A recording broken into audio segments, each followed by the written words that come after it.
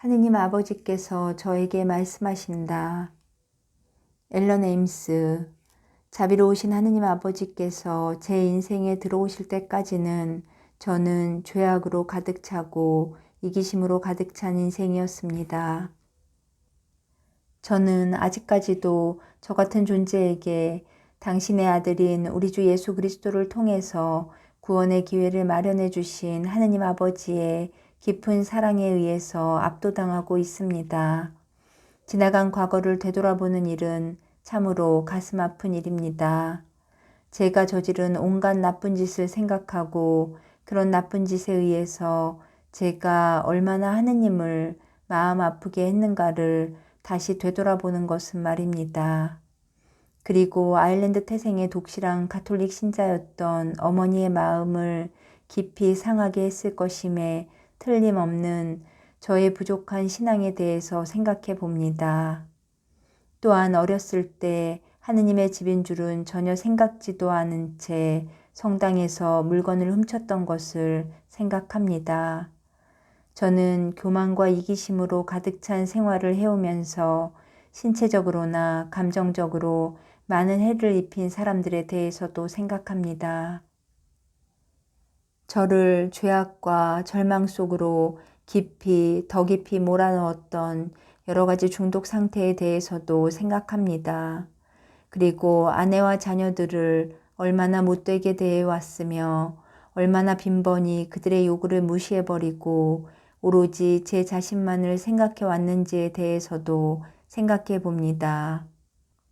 지난 날을 생각해 볼 때, 그리고 그 과거의 고통이 제 내부에서 되살아날 때, 저는 또한 하느님 아버지께서 저를 감싸 안아 주시는 부드럽고 평화로 가득 찬 사랑을 동시에 느낍니다. 그리고 나는 너를 사랑한다. 나의 아들아, 나는 너를 위해 여기에 있으며 내 안에서 보다 나은 생활을 하도록 도와주기 위해 여기에 있다. 는 하느님 아버지의 말씀이 제 영혼을 위로해 주심을 느낍니다. 또한 이것은 진실이며 비단 저 한 사람만이 아니라 모든 사람을 위한 것임을 알고 있사오니 저는 마음이 놓입니다. 하느님 아버지께서는 저를 변화시키려고 처음에는 천사를 보내신 것을 기억합니다. 실제로 저는 그 천사의 말을 믿으려고 하지 않았지만 그런데도 사랑스러운 하느님 아버지께서는 결코 저를 포기하지 않으셨습니다. 그 다음에 아빌라의 성녀 데레사를 보내주셨습니다.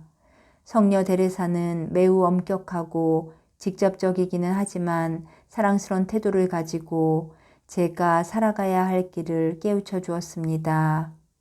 그 뒤 계속해서 성인들이 줄을 잇다시피 하여 저를 찾아와서 하느님 아버지께서 저와 모든 사람에게 살아가기를 원하시는 길을 가르치기 시작했습니다.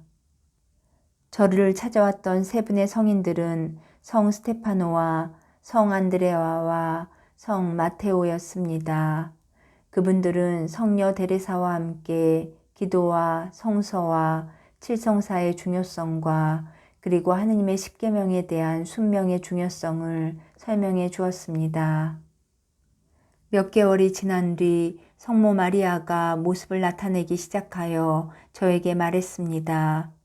하느님께서 어떻게 모든 사람의 어머니로 임명하셨으며 자신의 임무는 사람들이 하느님의 완전한 사랑, 곧 성부와 성자와 성령의 완전한 사랑을 알도록 도와주는 것이라고 설명했습니다. 성모 마리아는 저에게 하느님 아버지께서는 이 세상의 모든 자녀들에게 많은 선물을 주시기를 원하고 계시다고 말했습니다. 그래야만 이 세상에서 행복해질 수가 있으며 내세의 하늘나라에서 하느님 아버지와 함께 영원한 기쁨을 누릴 수 있음을 알려주셨습니다. 성모 마리아는 저에게 하느님 아버지께서 어떻게 모든 사람을 똑같이 만드시고 모든 사람을 똑같이 사랑하시는가를 보여주고 만일 저희들이 하느님 아버지를 사랑한다면 그와 똑같은 방법으로 모든 사람을 사랑하도록 노력해야 한다고 설명했습니다. 그리고 위대하신 사랑의 하느님 아버지께서는 당신의 아들인 예수 그리스도를 저에게 보내시어 나타나게 하시고 말씀하게 하셨습니다. 저는 곧 우리 주 하느님 예수 그리스도와 사랑에 빠졌으며 그분의 말씀 한마디 한마디가 하느님의 진리에 대하여 새로운 이해를 하도록 제 영혼을 활짝 열어주었습니다. 그리고 예수 그리스도께서 저를 너무나도 사랑하셔서 이런 식으로 저에게 찾아오신 사실을 도저히 믿을 수가 없었습니다. 왜냐하면 저는 너무나도 많은 죄를 지었으며 이런 일이 일어나기에는 가장 적합치 않은 사람이기 때문입니다. 주님께서는 제가 지금까지 전혀 체험해 보지 못한 방법으로 너무나도 다정하고 너무나도 사랑스럽고 너무나도 친절하게 저를 대해 주셨습니다. 주님께서는 저를 형제라고 부르시고 때로는 친구라고 불렀습니다. 그리고 주님께서 제 안에 계시다는 것을 알았으며 저는 주님을 절대로 잃고 싶지가 않았습니다. 곧 저는 다시는 주님에게서 떠나기를 원치 않았으며 죄를 지음으로써 주님을 더 이상 마음 아프게 해드리고 싶지 않았습니다. 주 예수 그리스도께서는 제가 지금까지 하느님으로부터 얼마나 멀리 떨어져 있었는가를 보여주시기 시작했으며 그것이 인생에서 저에게 얼마나 큰 대가를 치르게 해 주었는가도 보여주셨습니다. 그러나 제가 지금까지 나쁜 짓을 얼마나 많이 해왔든 상관없이 만일 제가 용서를 구하고 변하기 위해 최선을 다한다면 하느님께서는 저를 너무나도 사랑하시기 때문에 용서해 주시고 당신 안에서 선한 생활을 할 수 있도록 저를 도와주실 것이라는 것을 보여주셨습니다. 예수님과 함께 성령께서 찾아오셔서 제가 도저히 생각지도 못한 방식으로 저를 기쁨으로 가득 채워주셨습니다. 그리고 다정하고 자상하고 사랑스러운 하느님 아버지께서 저에게 말씀하셨습니다. 나는 너의 아버지다. 나를 아버지라고 불러라. 그때 저는 하느님 아버지께서 제 안에 계시고 제 주위에 계시다는 것을 느꼈습니다. 하느님 아버지께서는 저를 가족으로 맞아들이셔서 저는 희망과 흥분을 느끼면서 하느님 아버지의 환영의 손길을 받아들였습니다. 하느님 아버지께서는 만일 제가 당신을 더욱 사랑하기를 원한다면 어떻게 살아야 하는가에 대하여 인도하시고 지시하시는 많은 메시지를 저에게 내려주셨습니다. 지금 저는 제가 행하는 모든 일로 하느님을 기쁘게 해드리고 싶은 욕망으로 불타고 있습니다. 때때로 저의 마음은 하느님의 은총에 의해 사랑으로 충만해서 당장이라도 터져버릴 것만 같습니다.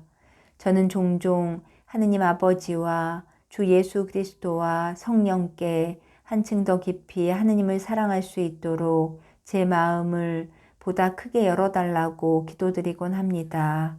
이따금 사랑과 평화와 기쁨과 행복과 희망과 마음의 평온이 정점에 도달할 때가 있는데 자비로우신 하느님께서 저를 당신의 사랑의 환희 속으로 끌어올려 주십니다.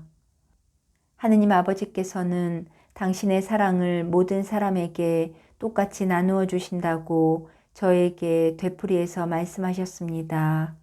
그러므로 만일 다른 사람들이 하느님께서 저에게 주신 도움의 말씀을 함께 나누고 제가 노력하고 또 노력한다면 많은 사람들이 하느님과의 관계를 더욱 깊이 해가는 방법을 발견할 수 있을 것이라고 말씀하셨습니다. 그래서 그분의 격려를 받아가면서 저는 하느님 아버지께서 내려주신 많은 메시지를 모아 이 책에 기록해 놓았습니다.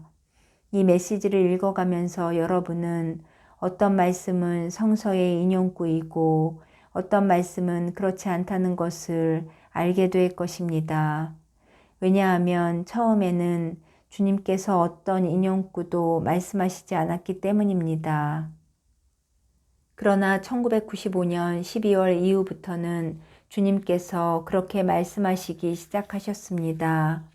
성서의 인용구를 말씀하셨을 때 그것은 전체 중 한두 행이나 어떤 경우에는 한두 마디에 지나지 않는 것도 있었습니다. 어떤 때는 성서의 다른 부분에서 따온 두세 행을 합쳐 인용구를 만들기도 했습니다. 처음에는 그 인용구를 예루살렘 성서와 불가타 영역 성서에서 취했으나 나중에는 혼란을 피하기 위해서 영적 지도 신부 제럴드 디킨슨 신부에게 1994년에 오스트레일리아 천주교회 버르스 교구 교구장 히키 대주교님께서 저희 영적 지도 신부로 임명하셨습니다. 저는 인용구를 위해 뉴 아메리칸 성서만을 사용하기로 결정했습니다. 저는 하느님 아버지의 이러한 말씀을 읽는 분들이 모든 사람 안에서 하느님 아버지의 사랑을 발견할 수 있기를 희망합니다. 그 말씀에 대해서 묵상을 할 때, 또한 여러 차례 되풀이해서 읽을 때 저는 하느님 아버지께 끌려 들어가는 것을 느끼고 종종 이전과는 완전히 다른 각도에서 말씀을 이해하곤 합니다. 한 줄이든 몇 페이지에 걸친 메시지이든 상관없이 모든 말씀의 아름다움과 단순함과 심오함이 책장으로부터 뛰쳐나와서 제 영혼 자체를 어루만져 주는 것 같았습니다.